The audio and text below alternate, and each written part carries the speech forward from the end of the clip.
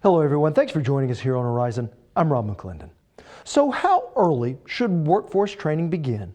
Well, a growing body of evidence shows as early as pre-K.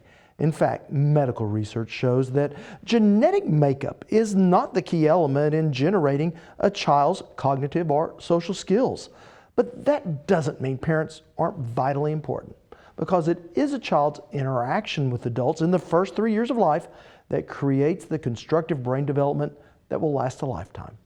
And early childhood education is going through something of a renaissance, much like what we're seeing in middle and high school. It's now less about learning by the test and more about learning by doing.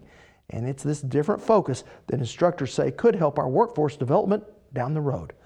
Our Blaine Singletary takes us to a tech center where learning by doing takes on multiple forms. It's the start of another day of play at the Early Care and Education program at CV Tech. Here, it's as much of an educational experience for these teachers and caregivers in training as it is for the preschoolers.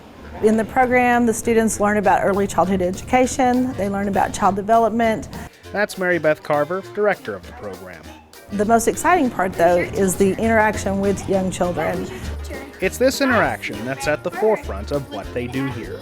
We just know that the most important thing that the child needs is interaction with adults. And so through this program, students can experience every aspect of a child's young life. And Carver says one of the best kinds of experiences a young child can have is play.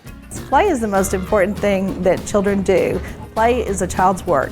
The child is really learning about their world. They're practicing what they're going to do in the future.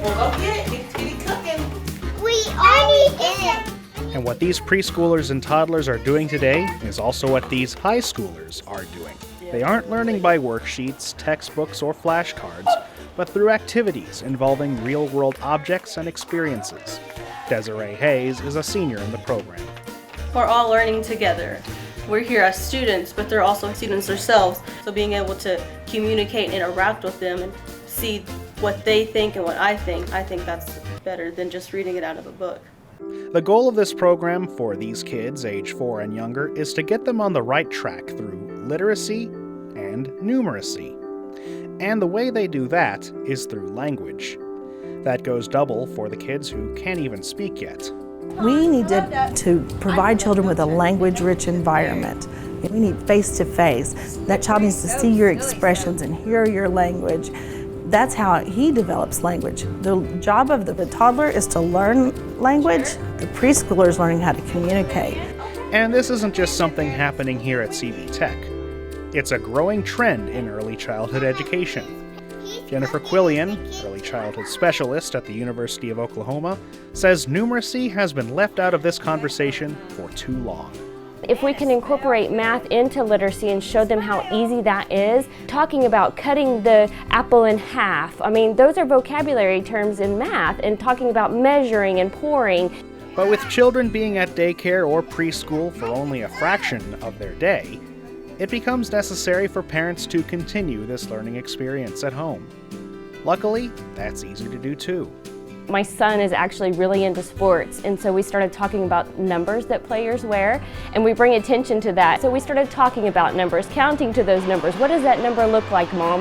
We play hiding games. I'm gonna go hide under something, so try to find me under something. Reinforcing vocabulary and fostering math in this way is essential to getting children in the right state of mind when they start elementary school, middle school, and even further down the line, when they start in the workforce. Dr. Marnie Dunlap is a physician at OU Children's Hospital.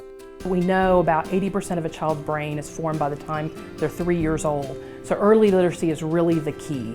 We want kids to hear words and sounds and singing and talking and all of those things, because we know when kids start school, they're more likely to stay on track, they're more likely to pass their 3rd grade reading test, they're more likely not to drop out of school, get more education, and become more productive citizens in the workforce. And with the jobs that Oklahoma will need in the coming years, many of which are STEM jobs, the time to start preparing kids for this reality is now. 3, 4, 5, 6. Again, Mary Beth Carver. What we need is children to be interested in math and numeracy and interested in language. Jobs are changing, so children need to have the ability to reason. They need to be able to figure out problems on their own. Those are very important for the future. And these education experts agree, learning by play in preschool is a no-brainer. They're going to do those through play, and play is so important.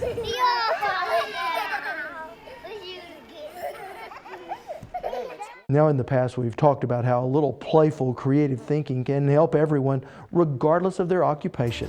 To see these stories and more about early childhood development, just head to our website at okhorizon.com and look for them under the Value Added section. Now, when we return, we take a look at the economics of early childhood education.